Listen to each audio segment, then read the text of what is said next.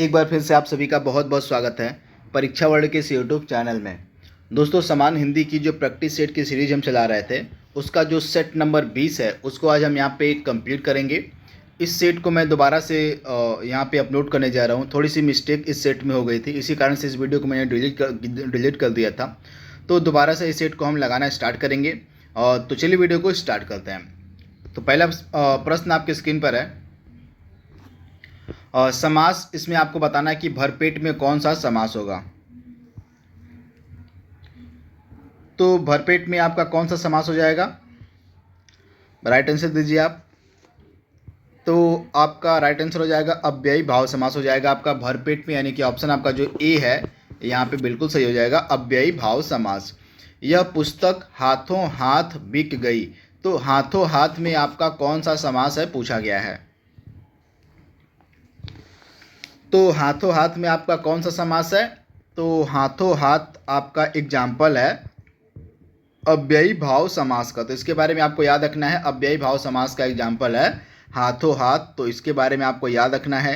हाथों हाथ हो गया, रातों रात हो गया, दिनों दिन हो गया, ये सभी आपके एग्जाम्पल हैं किसके, तो अव्ययी भाव समास के एग्जाम्पल हैं। तो इसके बारे में आपको याद रखना है। और इसके बाद अगला इंपॉर्टेंट प्रश्न है आपके स्क्रीन पर, समास का ही 2 प्रश्न और मिलेगा। सेना नायक में आपका समास पूछा जा रहा है कौन सा होगा। तो सेना नायक में आपका समास हो जाएगा तत्पुरुष। ऑप्शन आपका डी यहाँ पे बिल्कुल सही हो जाएगा, तत्पुरुष समास का यह एग्जाम्पल है सेना नायक। राजकुमार में कौन सा समास है। तो राजकुमार में आपका समास हो जाएगा तत्पुरुष। अगेन आपका राइट आंसर हो जाएगा, ऑप्शन आपका बी वाला बिल्कुल सही है, तत्पुरुष समास आपका हो जाएगा राजकुमार में। अगला प्रश्न आपके स्क्रीन पर है। अनाज का यहाँ पे पर्यायवाची शब्द पूछा गया है कि अनाज का इसमें से पर्यायवाची शब्द कौन सा है। आपको अनाज का पर्यायवाची शब्द पहचानना है, फटाक से इसकी पहचान करिए। अनाज का पर्यायवाची शब्द इसमें से कौन सा है। तो दिए गए ऑप्शन में थे आपका जो अनाज है, अनाज का पर्यायवाची आपका क्या हो जाएगा। तो राइट आंसर आपका हो जाएगा शस्य। ऑप्शन आपका जो यहाँ पे दिया गया है बी वाला बिल्कुल सही हो जाएगा, अनाज का पर्यायवाची हो जाएगा आपका शस्य। तो ऑप्शन आपका यहाँ पे बी बिल्कुल सही हो जाएगा। अगला प्रश्न आपके स्क्रीन पर दिया गया है और अमृत का यहाँ पे पर्यायवाची आपसे पूछा गया है कि दिए गए ऑप्शंस में से अमृत का पर्यायवाची कौन सा है। तो दिए गए ऑप्शंस में से आपका अमृत का पर्यायवाची हो जाएगा पीयूष हो जाएगा। पीयूष आपका यहाँ पे दिया गया, जो पीयूष आपका इस प्रकार से लिखा है शुद्ध रूप से। तो पीयूष आपका अमृत का पर्यायवाची है। और इसके बाद पीयूष का मतलब अमृत का सुधा होता है, अमीय होता है, सोम होता है, ये सभी आपके अमृत के ही पर्यायवाची हैं। तो ऑप्शन आपका ए यहाँ पे सही था, पीयूष हो गया, सुधा हो गया, अमीय हो गया, सोम हो गया, ये सभी आपके अमृत के ही पर्यायवाची हैं। तो इनके बारे में आपको याद रखना है, भूलना नहीं है। अगला प्रश्न आपके स्क्रीन पर दिया गया है।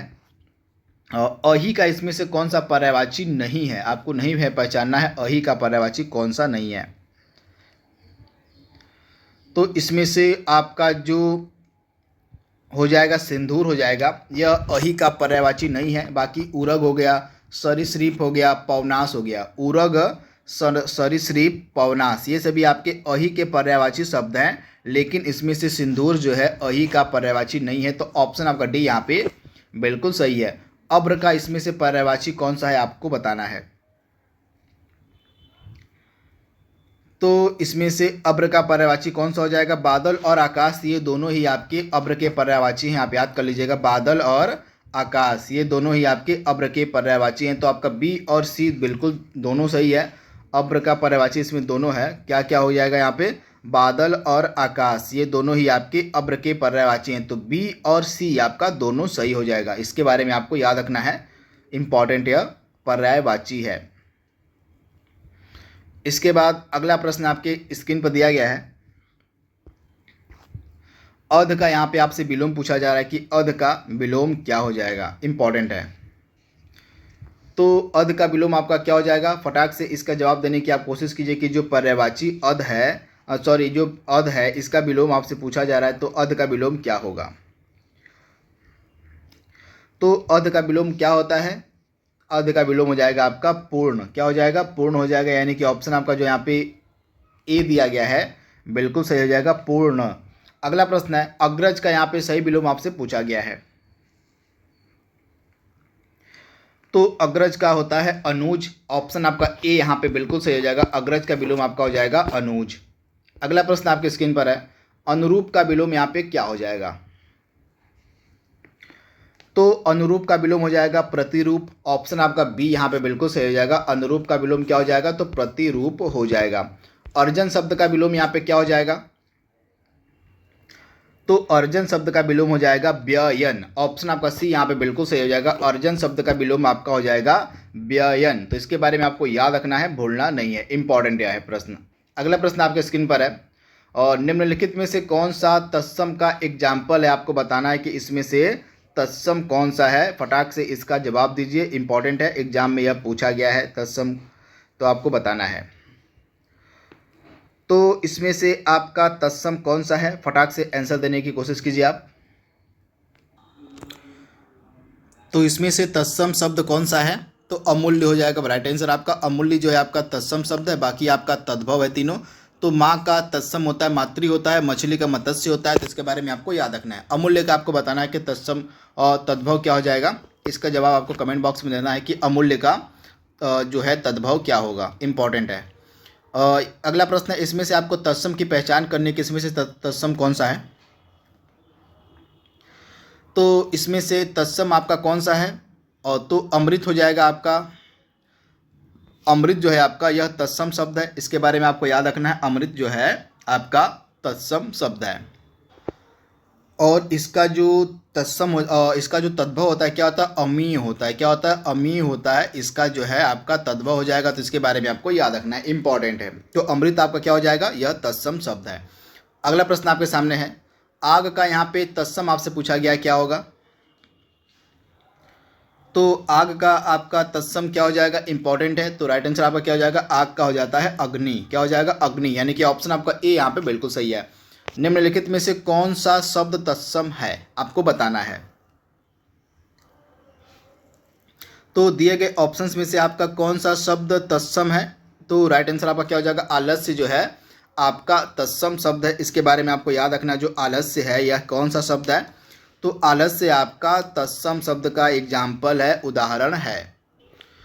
और आलस्य का आपका तद्भव होता है आलस हो जाता है। आलस्य का तद्भव क्या होता है? तो आलस होता है। तो इसके बारे में आपको याद रखना है। और आम का क्या हो जाएगा? तत्सम। आम का आम्र हो जाएगा। क्या हो जाएगा? आम्र। आम जो है आपका और क्या है? तो आम्र। आम आपका तद्भव है और इसका तत्सम हो जाएगा, आम्र हो जाएगा। आग का बताइए आप कि इसका तत्सम क्या हो जाएगा? तो आग का अभी मैंने आपको तत्सम बताया था, अग्नि हो जाएगा। आग का अग्नि हो जाएगा तत्सम, और आम का तत्सम आपका आम्र हो जाएगा। तो इसके बारे में आपको याद रखना है। और दिए गए ऑप्शन में से आपका जो आलस्य है यह एक तत्सम शब्द है और इसका तद्भव हो जाएगा आलस। तो इसके बारे में आपको याद रखना है। अगला प्रश्न आपके स्क्रीन पर है, व्यवहार का संधि विच्छेद आपसे पूछा जा रहा है कि व्यवहार का एकदम सही संधि विच्छेद आपको पहचानना है। तो फटाक से इसका जवाब दीजिए आप, व्यवहार का संधि विच्छेद क्या होगा? तो वी धन अवधन हार। क्या हो जाएगा? वी धन अवधन हार, यह व्यवहार का संधि विच्छेद है। इसके बारे में आपको याद रखना है। ऑप्शन आपका ए यहाँ पे बिल्कुल सही है। और यह किसका एग्जाम्पल है? तो यह यड़ स्वर संधि का एग्जाम्पल है, व्यवहार। तो ऑप्शन ए आपका बिल्कुल सही है। अत्याचार कौन सी संधि का एग्जाम्पल है? तो अत्याचार का यहाँ पे संधि विच्छेद पूछा गया है। तो यहाँ पे संधि विच्छेद हो जाएगा अति धन आचार। क्या हो जाएगा? अति धन आचार। यहाँ पे ऑप्शन बी आपका बिल्कुल सही हो जाएगा, अति धन आचार। यह संधि विच्छेद हो जाएगा अत्याचार का, और यह यड़ स्वर संधि का एग्जाम्पल है आपका अत्याचार। तो इसके बारे में आपको याद रखना है, भूलना नहीं है। तो इसके बारे में आप याद रखिएगा, अति धन आचार इसका संधि विच्छेद सही हो जाएगा। अगला प्रश्न आपके सामने है, अन्वेक्षण किस संधि का एग्जाम्पल है? तो अन्वेक्षण किस संधि का एग्जाम्पल है? तो आप याद कर लीजिएगा, अन्वेक्षण जो है आपका एग्जाम्पल है यड़ स्वर संधि का। किसका? तो यड़ संधि का यह एग्जाम्पल है अन्वेक्षण। तो इसके बारे में आपको याद रखना है। ऑप्शन आपका डी यहाँ पे बिल्कुल सही है। इसका संधि विच्छेद क्या होगा? इसका जवाब आपको कमेंट बॉक्स में देना है। नाविक में आपकी कौन सी संधि है? तो नौ धन ईक, नौ धन ईक आपका हो जाता है नाविक हो जाता है। तो यह किस संधि का एग्जाम्पल है? तो अयादि स्वर संधि का यह एग्जाम्पल है नाविक, यानी कि ऑप्शन आपका सी यहाँ पे बिल्कुल सही हो जाएगा। अगला प्रश्न आपकी स्क्रीन पर है, जिस स्त्री के पुत्र और पति ना हो उसके लिए एक शब्द का आपको प्रयोग करना है, क्या हो जाएगा? इंपॉर्टेंट है। तो जिस स्त्री के पुत्र और पति ना हो उसके लिए एक शब्द का प्रयोग क्या हो जाएगा, क्या हम कर सकते हैं?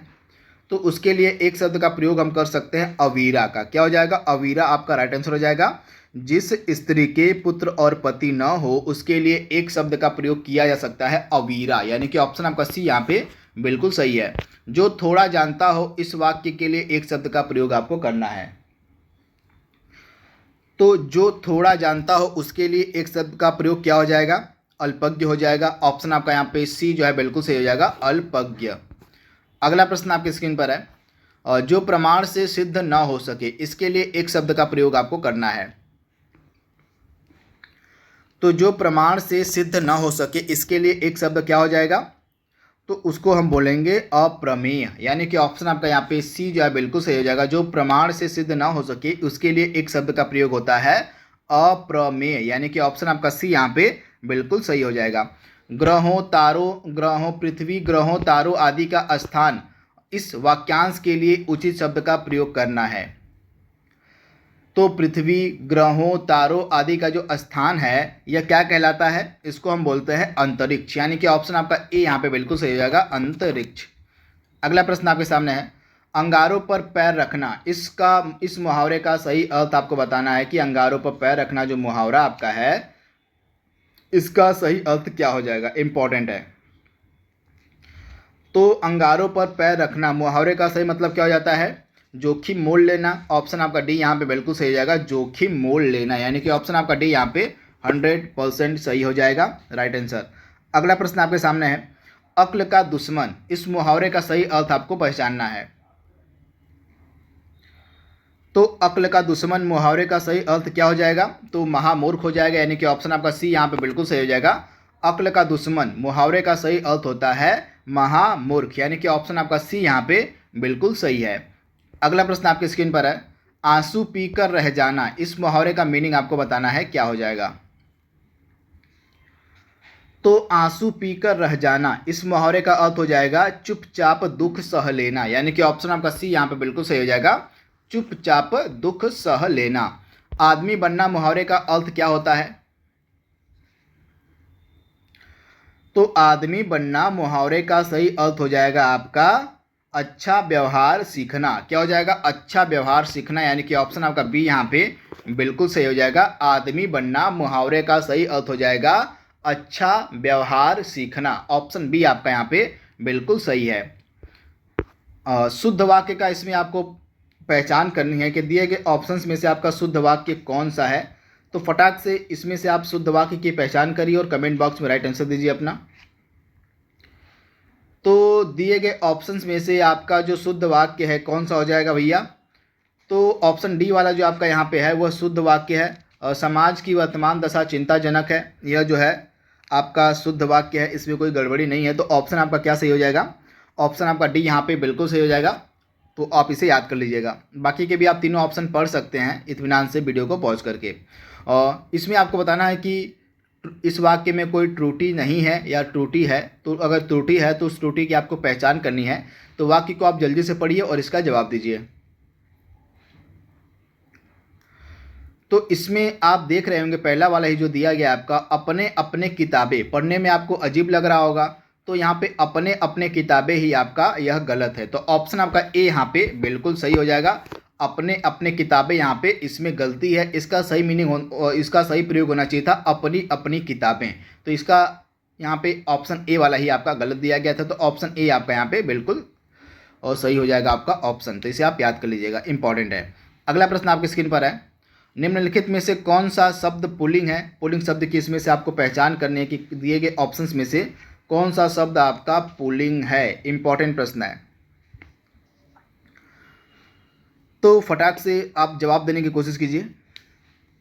तो दिए गए ऑप्शन में से आपका जो कष्ट है ऑप्शन बी वाला, यह पुल्लिंग का एग्जाम्पल है। बाकी आपका आशा हो गया, क्षमा हो गया, सेना हो गया, ये तीनों आपके स्त्रीलिंग हैं। आशा, क्षमा, सेना, ये तीनों आपके स्त्रीलिंग है, लेकिन आपका जो कष्ट है यह पुल्लिंग है। तो इसके बारे में आप याद रखिएगा। इसमें से पुल्लिंग शब्द की आपको पहचान करनी है। इन चारों में से पुल्लिंग कौन सा है? तो इसमें से आपका पुल्लिंग हो जाएगा, फटाक से जवाब दीजिए पहले आप। तो इसमें से आपका जो क्षेत्र है यह पुल्लिंग है। बाकी आपका क्षमा हो गया, घटना हो गया, रीति। क्षमा, घटना, रीति आपके स्त्रीलिंग के एग्जाम्पल है, लेकिन इसमें से आपका जो क्षेत्र है यह पुल्लिंग का एग्जाम्पल है, यानी कि ऑप्शन आपका सी यहाँ पे बिल्कुल सही हो जाएगा, क्षेत्र। अगला प्रश्न आपके सामने है, और जिन भाववाचक संज्ञाओं के अंत में हट होता है उनका लिंग आपको पहचानना है, क्या होगा? तो जिन भाववाचक संज्ञाओं के अंत में हट लगा होता है उनका लिंग होता है स्त्रीलिंग, यानी कि ऑप्शन आपका यहाँ पे बी जो है बिल्कुल सही हो जाएगा, स्त्रीलिंग। और कव्वाली में कौन सा लिंग है आपको पहचान करना है। तो कव्वाली में आपका लिंग हो जाएगा स्त्रीलिंग। ऑप्शन आपका क्या सही हो जाएगा? ऑप्शन आपका बी यहाँ पे बिल्कुल सही हो जाएगा, कव्वाली में आपका है स्त्रीलिंग। तो ऑप्शन आपका बी यहाँ पे बिल्कुल सही है। अगला प्रश्न है, हिंदी में मैं का बहुवचन यहाँ पे आपसे पूछा गया कि मैं का बहुवचन क्या हो जाएगा। फटाक से इसका जवाब देने की आप कोशिश कीजिए कि मैं का बहुवचन क्या हो जाएगा। इंपॉर्टेंट प्रश्न है, एग्जाम में यह प्रश्न पूछा गया है। तो मैं का बहुवचन क्या होता है? हम होता है। ऑप्शन आपका ए यहाँ पे बिल्कुल सही हो जाएगा, मैं का बहुवचन हो जाएगा हम।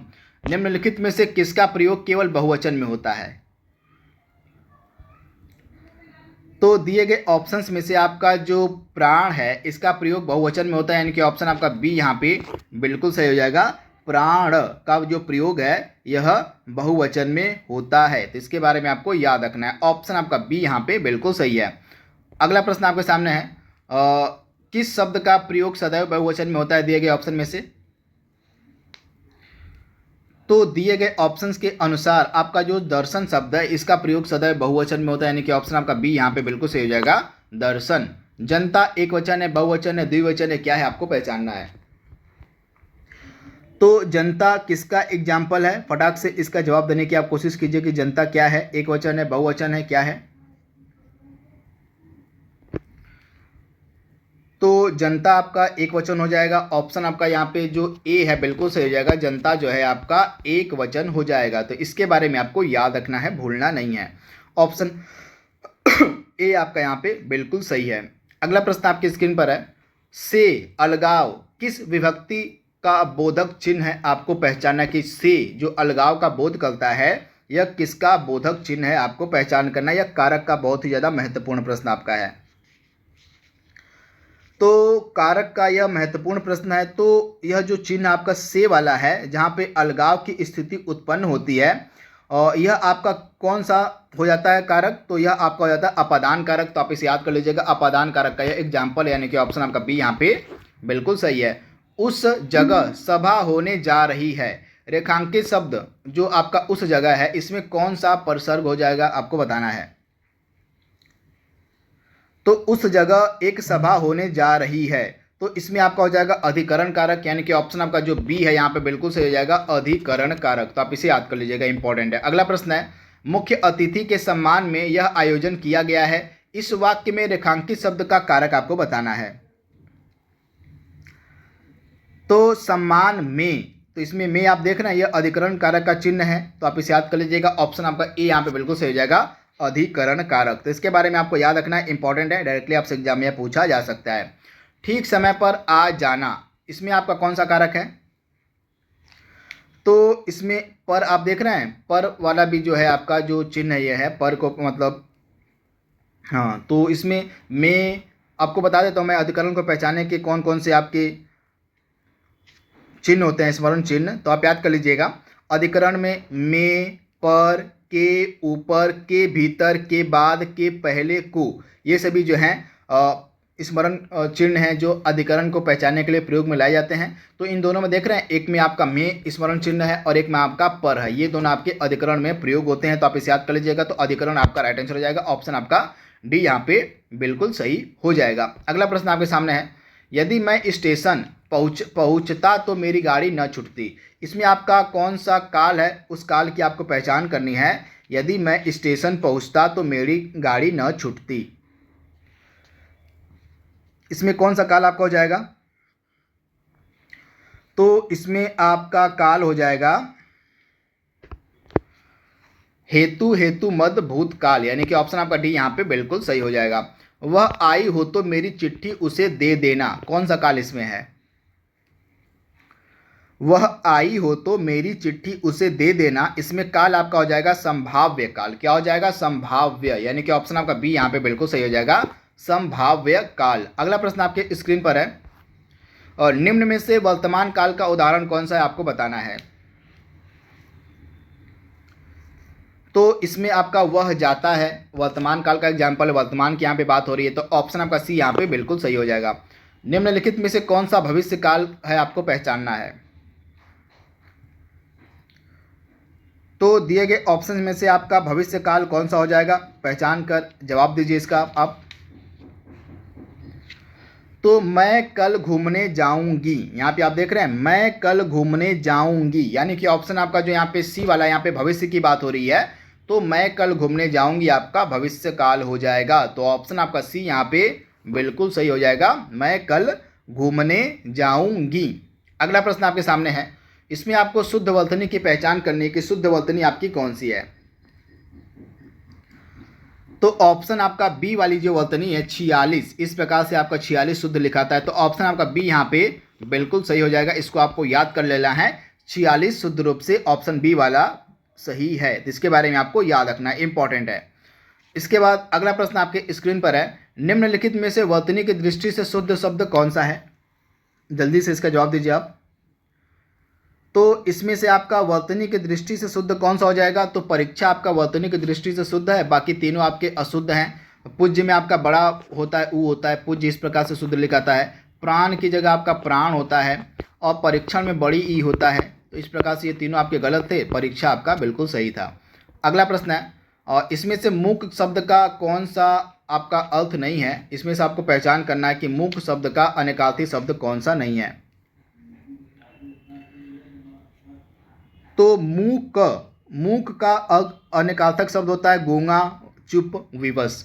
गूंगा हो जाएगा, चुप हो जाएगा, विवश हो जाएगा, इसमें से शांत आपका नहीं होगा, तो ऑप्शन आपका बी यहाँ पे बिल्कुल सही है। निम्न में से कौन सा शब्द अनेकार्थक है आपको बताना है। तो इसमें से अर्थ जो है अनेकार्थक शब्द है, तो अर्थ का क्या क्या मीनिंग होता है, अर्थ का धन होता है, मतलब होता है, कारण होता है, ये सभी आपके मीनिंग होते हैं अर्थ के, तथा अर्थ जो है आपका अनेकार्थक शब्द है, तो इसके बारे में आपको याद रखना है। अर्थ आपका राइट आंसर हो जाएगा। इसका मतलब होता है धन से, इसका मतलब से होता है, अर्थ का मीनिंग मतलब भी होता है, और इसका मीनिंग कारण भी होता है, तो इसके बारे में आपको याद रखना है। तो अर्थ जो है अनेकार्थक शब्द है, इसके बारे में आपको याद रखना है। तो इस प्रकार से 50 प्रश्नों को हमने यहाँ पे सॉल्व कर लिया है, जो हमारा प्रैक्टिस सेट था समान हिंदी का 20वें नंबर का। आई होप यह वीडियो आपको पसंद आएगा। तो आज के लिए बस इतना ही। Thank you, thanks for watching, thank you.